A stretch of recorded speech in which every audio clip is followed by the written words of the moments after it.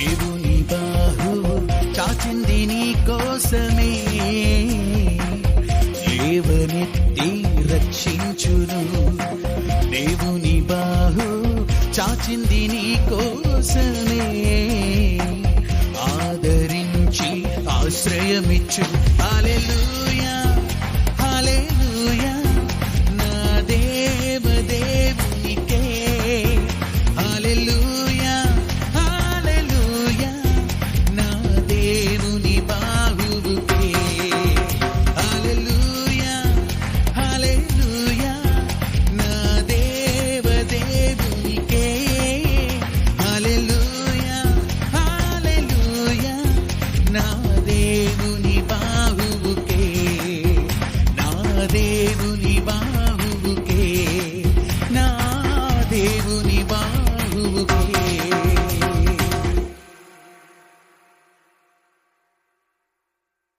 ప్రభునందు అత్యంత ప్రియులైన దేవుని ప్రజలైన మీ అందరికీ మన ప్రభుల ప్రభువును రాజులకు రాజును పరిశుద్ధుడును రక్షకుడును వాక్యమయున్న దేవుని నామలు శుభాలు వందనాలు. దేవుని బాహు పరిచయాల తరపున మీ అందరికీ తెలియజేస్తున్నాను. సర్వోన్నతుడును సర్వకృపాన్ని దేవాతి దేవుని యొక్క కృపా కాపుదల క్షేమం మీకును మీ కుటుంబ సభ్యులకును మీ ఆత్మీయ భక్తి జీవితాలకు తోడయుండి అన్ని విషయాలలో ప్రభు క్షేమను విస్తరింపజేసి మిమ్మల్ని బలపరచునుగాక. విశ్వాసంలో భక్తిలో పరిశుద్ధతలో ప్రభు మిమ్మలను స్థిరపరచునుగాక. ఆమెన్. ప్రభునందు ప్రియమైన దేవుని వారలారా, ప్రభు గత కాలమంతా కాచి కాపాడి సంరక్షించి మనం అందరి బ్రతుకులు నూతనమైన రోజును మనకు అనుగ్రహింపజేసి ఉన్నారు. ఈ యొక్క సెప్టెంబర్ నెల 18వ తారీఖు గురువారం దినమున ప్రభు మనకు అనుగ్రహిస్తున్న అనుదిన ఆహారము పరిశుద్ధ గ్రంథములో నుండి లేవీకాండము 18వ అధ్యాయము 1 నుంచి 5 వచనాలు చదువుదాం. లేవీకాండము 18వ అధ్యాయము 1 నుంచి 5 వచనాలు. మరియు యెహోవా మోషేకు ఇలాగ సెలవిచ్చాను, నేను మీ దేవుడనైన యెహోవానని నీవు ఇశ్రాయేలుతో చెప్పుము. మీరు నివసించిన ఐగుప్తు దేశచారముల చొప్పున మీరు చేయకూడదు. నేను మిమ్మల్ని రప్పించుచున్న కానాను దేశ ఆచారము చొప్పున మీరు చేయకూడదు. వారి కట్టడలను బట్టి నడవకూడదు. మీరు నా విధులను గైకొనవలెను, నా కట్టడలను బట్టి నడుచుకున్నటకు వాటిని ఆచరింపవలెను. మీ దేవుడనగు నేను యెహోవాను. మీరు నా కట్టడలను నా విధులను ఆచరింపవలెను, వాటిని గైకొని వాడు వాటి వలన బ్రతుకును. నేనే యెహోవాను. ఆమేన్. మీరు నా కట్టడలను నా విధులను ఆచరింపవలెను, వాటిని గైకొని వాడు వాటి వలన బ్రతుకును. నేను యెహోవాను అని ఈ 18వ అధ్యాయంలో 5వ వచనంలో దేవుడైన యెహోవా ఎవరికి అంటే మోషేకును, మోషేతో పాటుగా అహరోనును అతని కుమారులతో నువ్వు ఇలా చెప్పాలి అని చెప్పేసి దేవుడు మోషేకు సెలవిచ్చాడు. మోషే అహరోనుతోనూ ఆయన కుమారులతోనూ సెలవిస్తున్నారు. ప్రభునందు ప్రియమైన దేవుని వారలారా, ఆచారాలు కట్టడలు మన జీవితాలను ఏం చేస్తాయంటే పాడు చేస్తాయి. కొన్ని గ్రామాలకు కొన్ని ఆచారాలు ఉంటాయి, కొన్ని కుటుంబాలకు కొన్ని ఆచారాలు ఉంటాయి, కొన్ని దేశాలకు కొన్ని ఆచారాలు ఉంటాయి. దేవుడైన యెహోవా ఏమంటున్నాడు అంటే, మీరు ఐగుప్తు దేశంలో ఉన్నారు కదా, ఎన్ని సంవత్సరాలు ఉన్నారు? 430 సంవత్సరాలు ఐగుప్తు దేశంలో ఉన్నారు. కాబట్టి ఐగుప్తు దేశంలో ఉన్న ఈ 430 సంవత్సరాలలో ఆ దేశంలో ఎన్నో ఆచారాలు ఉంటాయి, ఎన్నో పడిగట్లు ఉంటాయి, ఎన్నో పద్ధతులు ఉంటాయి, ఎన్నో రీతులుగా. కాబట్టి ఆ యొక్క దేశ ఆచారాలను మీరు ఎట్టి పరిస్థితుల్లో కూడా చేయకూడదు. మొదటిది. రెండోది అంటాడు ఈ యొక్క 3వ వచనంలోనే, మీరు ఎక్కడి నుంచి మిమ్మల్ని చెరలో నుండి రప్పించి కానాను దేశంలోనికి మిమ్మల్ని నడిపిస్తున్నాను. దయచేసి ఆ యొక్క కానాను దేశంలో ఉన్న ఆ యొక్క ఆచారాలు కూడా మీరేం చేయకూడదంటే ఆచరించకూడదు అని కఠినమైన హెచ్చరిక చేస్తున్నారు. దేవుడిచ్చే హెచ్చరిక ఏదైనా సరే కఠినమైన హెచ్చరిక, కానీ ఆ హెచ్చరిక యందు నమ్మిక ఉంచి లేదా ఆ హెచ్చరికను గైకొని నడుచుకోవాలని దేవుని ఉద్దేశం. ఇందాక చెప్పినట్టుగా కొన్ని కుటుంబాలకు, కొన్ని పరిస్థితులకు, కొన్ని గ్రామాలకు కొన్ని పడికట్లు ఉంటాయి. ఆ పడికట్ల ప్రకారం వారు ఏం చేస్తారో తెలుసా, వారు నడుచుకుంటారు. అయితే అది ఎంతవరకు ఆశీర్వాదము, ఎంతవరకు దీవెన అంటే వారి జీవితాలకు అది ఏమాత్రము కూడా క్షేమకరము కాదని దేవుని ఉద్దేశం. అంటే దానివల్ల ఉపయోగం లేకపోగా మీరు ఏ నిబంధనలోంచి బయటకు వచ్చేస్తారు అంటే సర్వశక్తి గల దేవుని నిబంధనలోంచి మీరు బయటకు వచ్చేస్తారు. నిత్యమైన కట్టడలు కొన్ని ఉంటాయి, నిరంతరము ఉండే కట్టడలు కొన్ని ఉంటాయి. ఆ కట్టడలను మీరు ఏం చేస్తారో తెలుసా, మానివేసి ఈ ఆచారమే బాగుందేమో, ఐగుప్తు ఆచారం భలే ఉందిలే, దాని ప్రకారం నడుచుకుందాం అనుకుంటారు. లేదా కనాను దేశం వెళ్తున్నారు కాబట్టి కనాను యొక్క ఆశీర్వాదాలు ఎలా, కనాను యొక్క ఆచారాలు ఎలా ఉన్నాయి, అవి బాగున్నాయి కదా అనుకుంటారు. దానికి అర్థం ఏంటంటే దయచేసి గమనించాలి. పాపములో ఉన్నప్పుడు మనం కొన్ని కలిగి ఉంటాం. ఆ పాపములో ఉన్నప్పుడు ప్రభునందు ప్రియమైన దేవుని వల్ల ఆ పాపం విడిచిపెట్టి వచ్చిన తర్వాత మరలా నూతనమైన అనుభవం నడిపించబడినప్పుడు ఆ నూతనమైన జీవితంలో కూడా కొన్ని వాటిని మనం ఏం చేయకూడదో తెలుసా, చేయకూడదు. ఈరోజు క్రైస్తవత్వంలోకి వచ్చాము. క్రైస్తవత్వంలోకి వచ్చిన తర్వాత క్రీస్తు చెప్పిన విధి విధానాలలోనే నడవాలి తప్పించి, లేదండి ఎవరు ఫలానా గురువు గారు అలా చెప్పారు, ఫలానా రాజరత్నం గారు ఇలా చెప్పారు, ఫలానా ఇది చెప్పారని బైబిల్కి వ్యతిరేకంగా సొంత ఆలోచనలు ఎవరిచ్చినా అది నీకు ఏమాత్రమో ఉపయోగపడదు, అవి తీసుకోకూడదు. వాటి వల్ల నువ్వేమవుతావో తెలుసా, బ్రతకవు. ఇది దేవుని హెచ్చరిక. అందుకనే 5వ వచనంలో చూస్తే, ఇదిగో మీరు నా కట్టడలను నా విధులను ఆచరింపవలసి ఖచ్చితంగా చేయవలసినవి. లేవి అహరోను కుమారులు అవ్వచ్చు, సేవకులు అవ్వచ్చు. లేవీ కాండం ఎవరికండి, లేవీలకు కొన్ని హెచ్చరికలు, లేవీలకు కొన్ని ఆచార ఏంటది విధి విధానాలను దేవుడు వారికి తెలియజేస్తున్నాడు. ప్రభునందు ప్రియులారా, మీరు ఎప్పుడైనా ఆలోచించారా, దేవుని యొక్క విధి విధానాలు కానీ దేవుని ఆలోచనలు కానీ ఎవరికి దేవుడు ఇస్తాడు అంటే, ఆయన ఎవరినైతే ప్రేమిస్తాడో వారికి మాత్రమే దేవుడు ఇచ్చే దేవుడు అయినాడు. ప్రేమించిన వారికి ఎందుకు ఇస్తాడు? అనేక జనాలు ఉన్నారు, అనేక జనాలకు దేవుడు ఇవ్వలేదే. ఎవరికి ఇచ్చాడో తెలుసా? దేవుని ప్రేమించు వారికి మాత్రమే.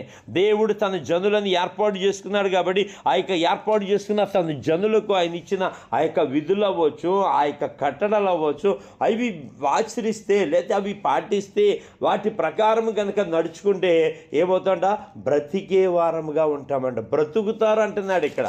బ్రతకటం ఎంత ఇంపార్టెంటో దేవుడికి తెలుసు. కొంతమంది బ్రతుకు గురించి ఒక ఆలోచన ఉండదు. ఏదో బ్రతుకుతున్నామంటే బ్రతుకుతున్నాంలేండి అనుకుంటారు. కొంతమంది అయితే ఈ బ్రతుకు మీద విరక్తి చెంది ఆ బ్రతుకు మాకు వద్దనుకుంటారు. కానీ నేను అంటాను కదా, దేవుడు ఇచ్చిన గొప్ప భాగ్యమే మానవుని జీవితం. ఆ మానవుని జీవితంలో దేవుడు ఇచ్చిన గొప్ప భాగ్యమును బట్టి దేవాతి దేవునికి స్తుతి స్తోత్రములు కలుగునుగా. కామెంట్ చెప్దాం ఒకసారి గట్టిగా. Praise the lord. Amen. 1 minute అండి, 1 minute.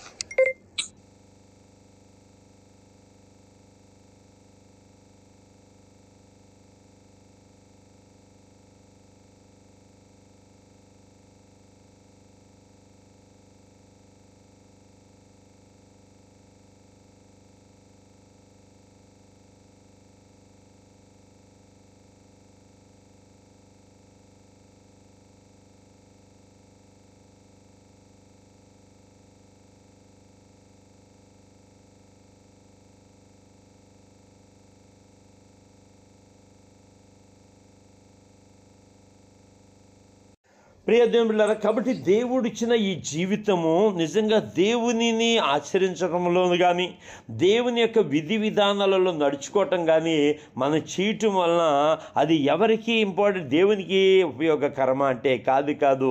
అది నీకును నాకును ఎంతో ఉపయోగకరం, అది ఎంతగానో మేలుకరమైనది అంటాడు. అయితే దయచేసి ఒక విషయం గమనిద్దాం. నెహెమ్యా గ్రంథము 9వ అధ్యాయము 29వ వచనంలో కనుక చూసినట్లయితే, నెహెమ్యా గ్రంథము 9వ అధ్యాయం 29వ వచనం. చూసారమ్మా, 9:29లో నీ ఆజ్ఞలను నీ విధులను ఒకడు ఆచరించిన ఎడల వాటి వలన వాడు బ్రతుకు గదా. వారు మరలా నీ ధర్మశాస్త్రాలను అనుసరించి నడుచుకున్నట్లు నీవు వారి మీద సాక్ష్యము పలికినను వారు గర్వించి నీ ఆజ్ఞలకు లోబడక నీ విధుల విషయమై పాపులై నిన్ను తిరస్కరించి తమ మనస్సును కఠినపరుచుకుని నీ మాట వినకపోయిరి.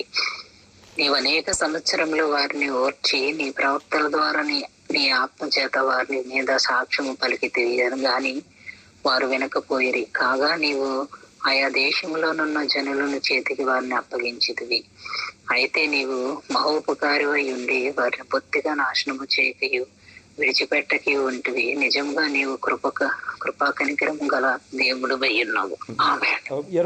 32 కూడా చదువుతున్నాం. ఒక్క విషయం, చేసిన నిబంధనను నిలుపుచు కృప చూపినట్టు మహాపరాక్రమశాలివియు భయంకరుడు వగు మా దేవా అని చెప్పేసి వీళ్ళు చెప్తున్నారు. వీళ్ళు ఏమంటున్నారు అంటే 29వ వచనంలో నీ ఆజ్ఞలను విధులను ఒకడు ఆచరించిన ఎడల వాటి వలన వాడు బ్రతుకును కదా. వాడు మరలా నీ ధర్మశాస్త్రం అనుసరించి నడుచున్నట్లు నీవు వారి మీద సాక్ష్యం పలికినను వారు గర్వించి, చూడండి ఆ మాట, అంటే గర్వించి అంటే దేన్ని బట్టి అంటే, ఇప్పుడు ఫర్ ఎగ్జాంపుల్ ఆ కనాను దేశంలోకి వచ్చిన తర్వాత దేవునిని వారు మర్చిపోయారు. దేవుడు వారిని నడిపించిన విధానం, ఐగుప్తులోంచి తీసుకొచ్చిన విధానం, లేకపోతే ఎండలో, భయంకరమైన ఎండలో అరణ్యంలో నడిపించిన విధానం వారు మర్చిపోయారు. కానీ వాళ్ళు ఏమన్నారు ఇక్కడ, వారు గర్వించి నీ ఆజ్ఞలకు లోబడక నీ విధుల విషయంలో పాపులై నిన్ను తిరస్కరించి తమ మనస్సును కఠినపరుచుకుని నీ మాట వినకపోయిరి. ఎంత భయంకరమైన పరిస్థితి అండి. నీ మాట వినకపోయిరి గనుకే దేవుడు ఆయా పరిస్థితులలో ఆయా ప్రాంతంలో కొంతమందిని దేవుడు ఏం చేశాడు, ఇజ్రాయేలీయులు వాళ్ళకి అప్పగించేశాడు. న్యాయాధిపతుల్లో మనకు కనబడుతుంది కదా, 40 సంవత్సరాలు దేశం నిమ్మళించి నెమ్మదిగా ఉన్నట. తర్వాత మరలా వాళ్ళు దేవుని దృష్టికి దోషులైపోయారు, దేవుని మర్చిపోయారు. అంటే దేవుని దృష్టికి దోషులు అవటం ఏంటి, దేవుడిని ఆరాధించలేకపోయారు, దేవుడిని ప్రార్థించలేకపోయారు, దేవుడిని గణపరచలేకపోయారు, దేవుడిని విడిచిపెట్టేశారు. దేవుడు కోరుకుంటున్న ఆరాధన వారు చేయలేకపోయారు. ఇంకా అందుకని దేవుడు మరలా ఏం చేశాడు, అమాలేకులకో ఫిలిస్తీన్లేమో ఇంకొకరు కలుపుకుందాం, మొత్తం మీద అలాగా కొన్ని పరిస్థితులను దేవుడు వారికి కల్పించి కొంతమందికి అప్పగించేశాడు. అదే చెప్తున్నాడు అని 30వ వచనంలో, నీవు అనేక సంవత్సరాలు వారిని ఓర్చి నీ ప్రవక్తల ద్వారా నీ ఆత్మచేత వారి మీద సాక్ష్యం పలికితేవి కానీ వారు వినకపోయిరి. కాగా నీవు ఆయా దేశములలోనున్న జనుల చేతికి వారిని అప్పగించితివి. సరే, ఎందుకు అప్పగించాడు దేవుడు? ఆయన ఏమన్నా ఆయన కఠినాత్ముడా, ఆయన భేకరుడైన దేవుడా, లేకపోతే కోపిష్ఠుడా అంటే ఇవన్నీ ఉన్నాయి ఆయన దగ్గర. కాకపోతే ఏంటంటే ఆయన కోపిష్టి మాత్రం కానే కాదు. ఆయన అంటున్నాడు కిందకి వీళ్ళందరూ కూడా, అయితే నువ్వు మహోపకారివై ఉండి వారిని బొత్తిగా నాశనము చేయకయో విడిచిపెట్టకయు ఉంటివి. నిజముగా నీవు కృపా కనికరము గల దేవుడవై ఉన్నావు అంటున్నారు.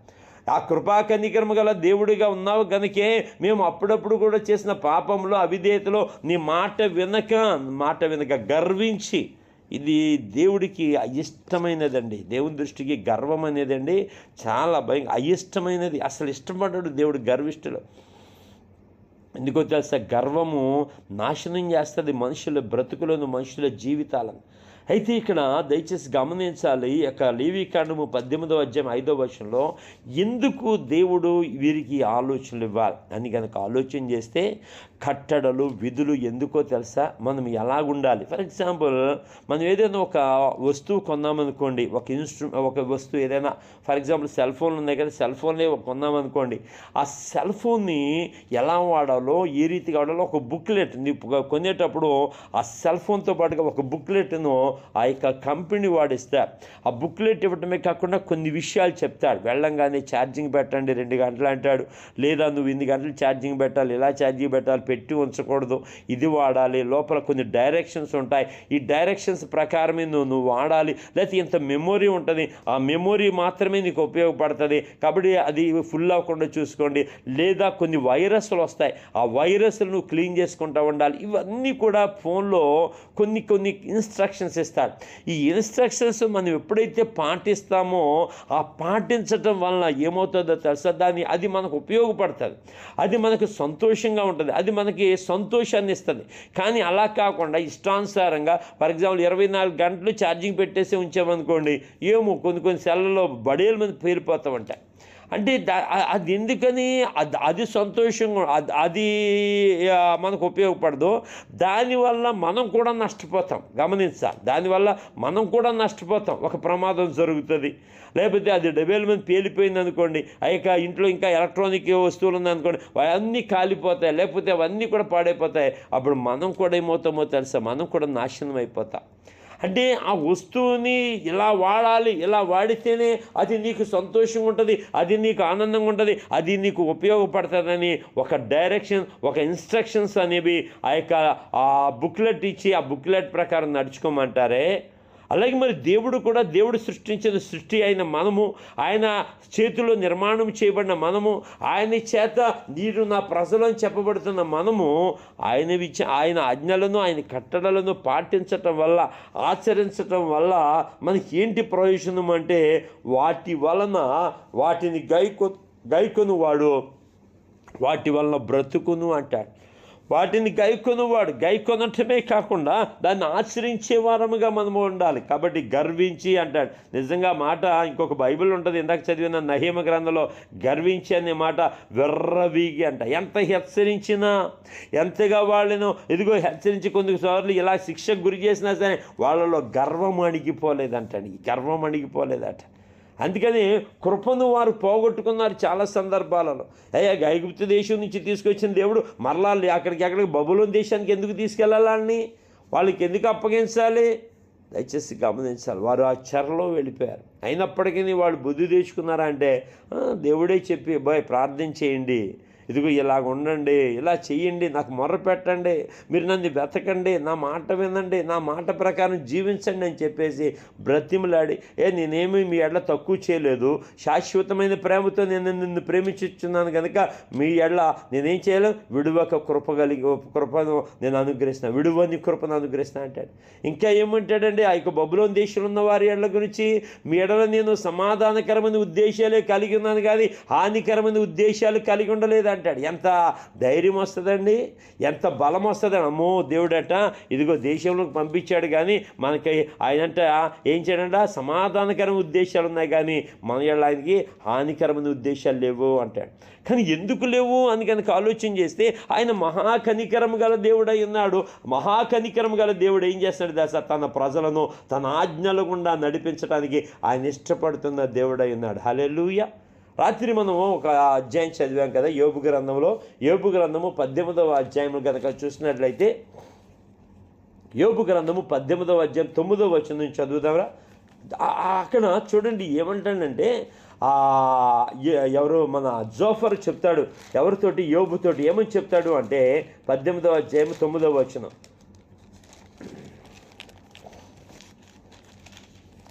యోబు గ్రంథము రాత్రి 18వ అధ్యాయంలోనే చదివింది, కానీ 18వ అధ్యాయం కాదు కదా, క్షమించాడు. బిల్దాదు చెప్తాడు, ఏమని చెప్తాడు తెలుసా, 18వ అధ్యాయం 9వ వచనంలో ఏమని చెప్తాడు, బోను వారి మడి మీద పట్టుకొనును, వల వారిని చిక్కించుకొనును.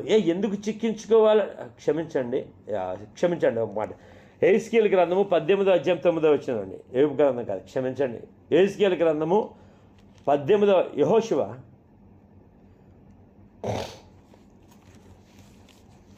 క్షమించండి, యెహోషువ కాదండి, యెహెజ్కేలు గ్రంథము 18వ అధ్యాయం 9వ వచనం. అమ్మ వింటున్నారా? దేవుని స్తోత్రం. క్షమించండి, యెహెజ్కేలు గ్రంథం. యథార్థపరుడైన కట్టడలను గైకొనుచు నా విధులను అనుసరించుచుండిన ఎడల వాడే నిర్దోషియగును, నిజముగా వాడు బ్రతుకును, ఇదే ప్రభువైన యెహోవా వాక్కు. చూడండి, యెహెజ్కేలు గ్రంథంలో దేవుడు తన ప్రజలైన వారికి సెలవిస్తున్నాడు. ఎక్కడున్న వారికి అండి, చెరలో ఉన్న వారికి, చెరలో ఉన్న ప్రజలకు తెలియజేస్తున్న మాట ఏంటి అంటే, యథార్థపరుడై నా కట్టడలను గైకొనుచు నా విధులను అనుసరించినట్లా వాడే నిర్దోషియగును, నిజముగా వాడు బ్రతుకును అంటున్నాడు. అమ్మ వింటున్నారా అండి? దేవునికి స్తోత్రం చెప్దాం ఒకసారి గట్టిగా, హల్లెలూయా. వింటున్న వారందరూ ఆసక్తి కలిగి చెప్దామండి, హల్లెలూయా. కాబట్టి ఇక్కడ ఎందుకు బ్రతకటం యొక్క ఆశీర్వాదం చెప్తున్నాడు దేవుడు. బ్రతకాలి. ఆ బ్రతకటం వల్ల నువ్వు ఎవరి నామమునకు ఘనత తేవాలి అంటే ఆ బ్రతికించే దేవుని నామమునకు మహిమ తేవాలి.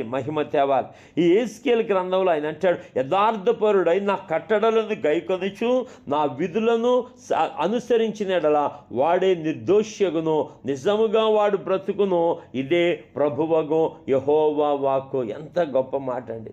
న్యాయవంతుడు అతడు తప్పనిసరిగా బ్రతుకుతాడట. నిజంగా బ్రతికించటం దేవుడికి ఎంత ఇష్టమో, కానీ బ్రతకటం కూడా మనకి ఇష్టమే. కానీ ఆ బ్రతుకు ఎవరి యొక్క కట్టడలను అనుసరించి బ్రతకాలో తెలుసా? దేవుడిచ్చిన కట్టడలను ఆ విధులను అనుసరించి వాటిని గైకొని వాటి ప్రకారం మనం నడిచే వారం గుండా ఎప్పుడైతే ఆ రీతిగా నడుస్తామో, దయచేసి ఎందుకు ఇచ్చాడు దేవుడు, ఎవరికి ఇచ్చాడు? ఇదే యేస్కేలు గ్రంథము 20వ అధ్యాయము, యేస్కేలు గ్రంథం 20వ అధ్యాయము 11వ వచనం కనుక చూసినట్లయితే, లేదా 10వ వచనం నుంచి చదువురా. 10వ వచనం నుంచి ఏమంటాడు?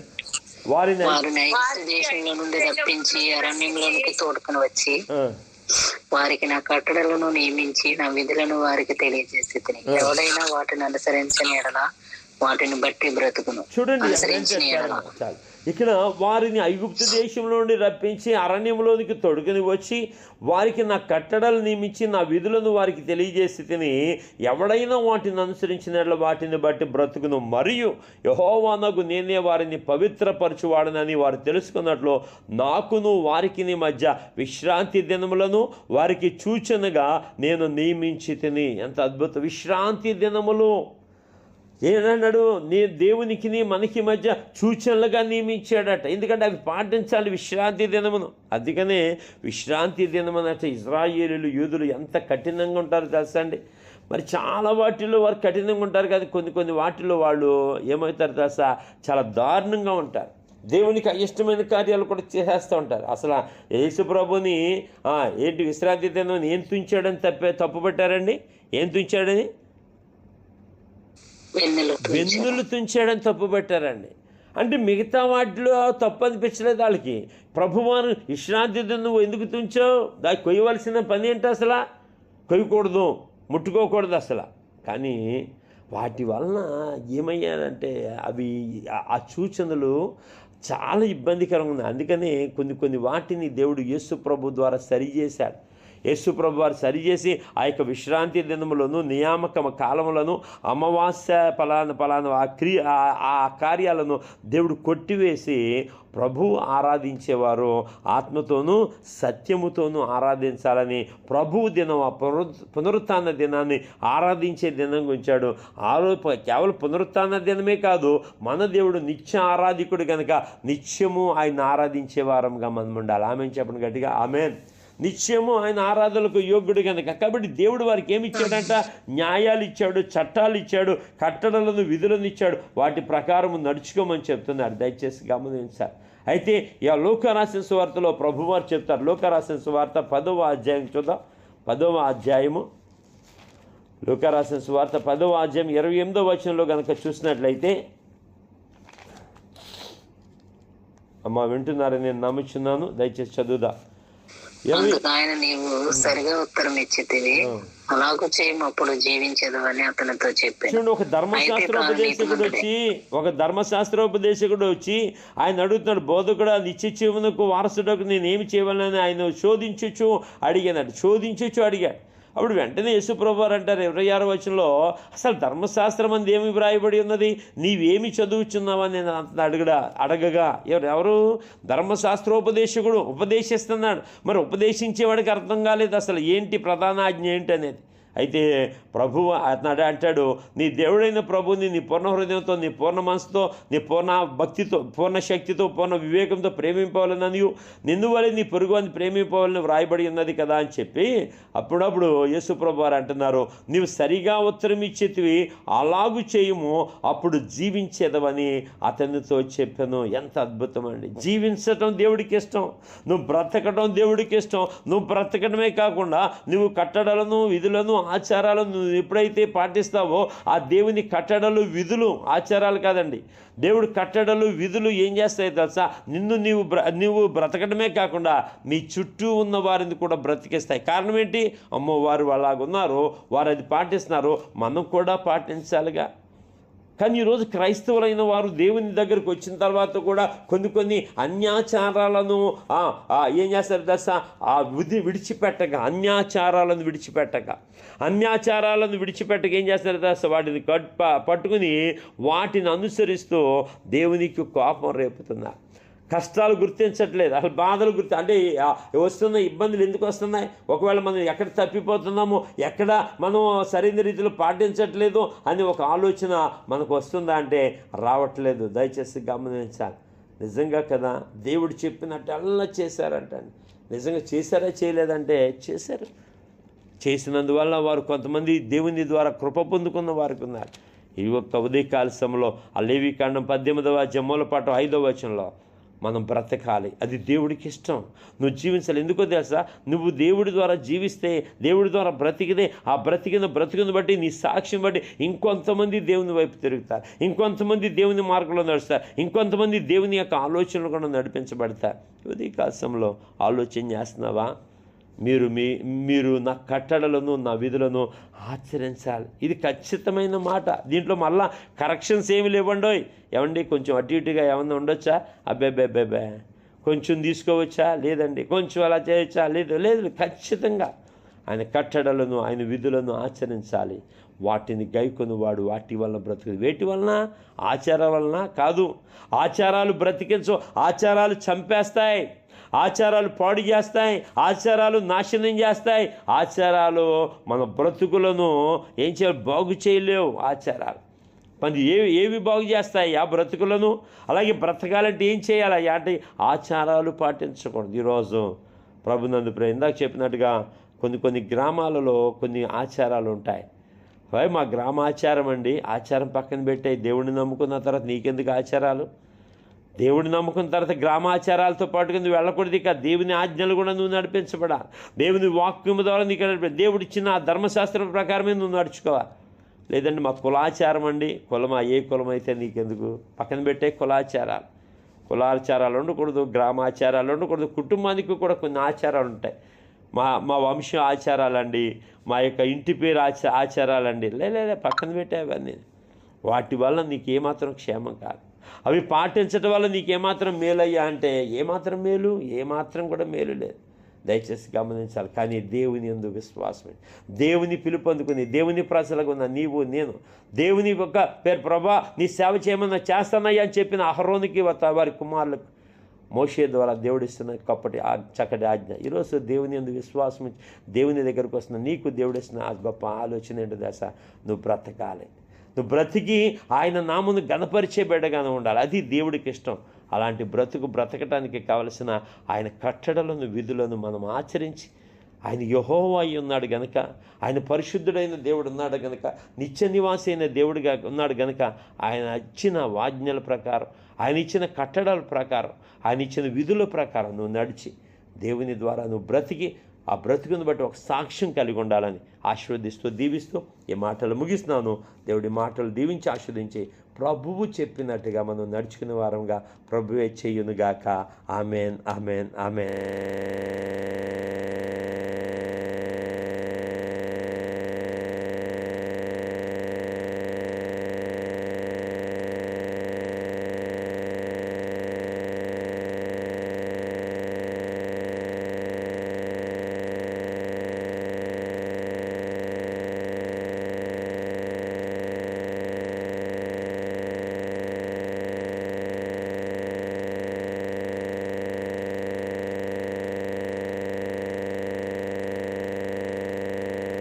ప్రభునందు ప్రియమైన దేవుని వల్ల ఇంతవరకు దేవుని యొక్క వాక్యం విన్నారు కదా. అవును, దేవుడు ఇచ్చిన ఆ యొక్క విధులను, ఆ యొక్క కట్టడలను మనం ఎప్పుడైతే పాటిస్తామో, ఆచరిస్తామో, గైకొంటామో వాటి వల్ల బ్రతుకుతామట. కాబట్టి మీరు అందరూ కూడా దేవుడు అనుగ్రహించిన కట్టడలు విధుల ప్రకారం జీవించే వరకుందరుగాక. ప్రార్థన చేసుకుందామా.